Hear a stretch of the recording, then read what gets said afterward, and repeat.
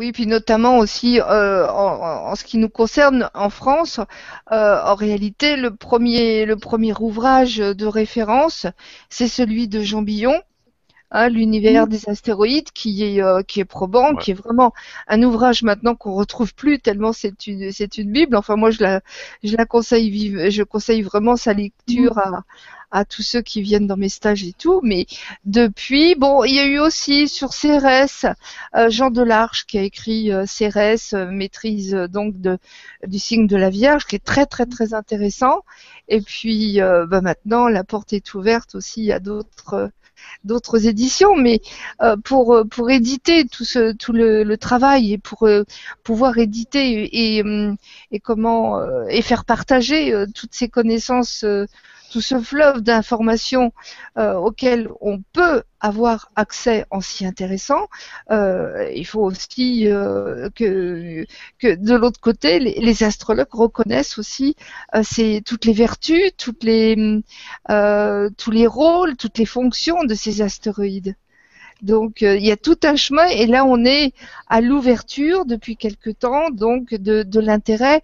Je pense aussi que l'intérêt pour le monde astro tout au moins chez nous en France, c'est à la suite en fin de compte du reclassement astronomique parce que il est évident qu'on ne peut pas faire de bonne astrologie sans faire de l'astronomie aussi.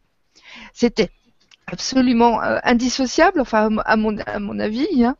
Et le fait d'avoir déclassé Pluton, mais en fin de compte, ça ne change Mm. rien dans son rôle, mais Oui. d'avoir accepté disons, dans le protocole de notre système solaire, de reconnaître que ces planètes comme Cérès, Junon, etc., sont des planètes naines, et bien d'un Mm. seul coup, il y a eu un intérêt certain de la Mm. part Mm. d'autres astrologues qui se sont dit ah tiens, les astronomes reconnaissent, donc il y a peut-être un terrain à ouvrir et peut-être que maintenant, effectivement, elles viennent, elles émergent.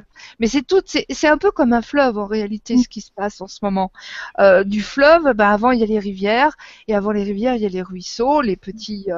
Et là maintenant on arrive au fleuve et on va certainement assister et je l'espère parce que Mm. depuis le temps que je les consacre un peu, Mm. que je les connais, eh bien, on va arriver justement à l'émergence d'une nouvelle forme d'astrologie. Et c'est très intéressant parce que notre art, notre profession d'astrologue, si on n'avance pas, Mm. on meurt. Et Oui. c'est clair, c'est net et précis. Et donc d'accepter aussi le message de ces planètes nettes. Et puis on sait bien que de toute façon, ce qui est petit, ce qui est grand, etc., si on rentre dans nos philosophies, Mm. on devrait reconnaître qu'effectivement, elles ont leur place entière dans notre système de Ou- conscience, Oui, de mais enfin, pensée. je vous dirais qu'il y a aussi des astrologues qui disent, on a déjà suffisamment d'éléments, Ah, ça complique pas du tout. ça complique les choses. Je ne sais pas ce que vous en Ah, pensez. alors, Ouais. On augmente les écoutez, paramètres, le est-ce qu'on fait, ne perd le pas fait, moi, je pourrais vous proposer d'observer, euh, vous voyez, une carte du ciel sur les astéroïdes, on a accès à une radioscopie, ok?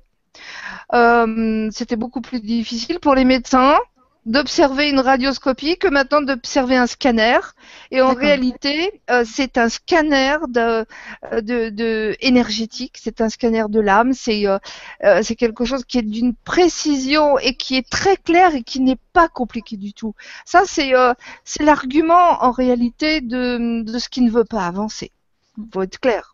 Alors que d'avoir ces précisions et d'avoir d'un seul coup une lecture directe, je vois pas en quoi ça peut être compliqué. C'est pas compliqué du tout, c'est simple et il suffit de rentrer dans le message et d'étudier ce message.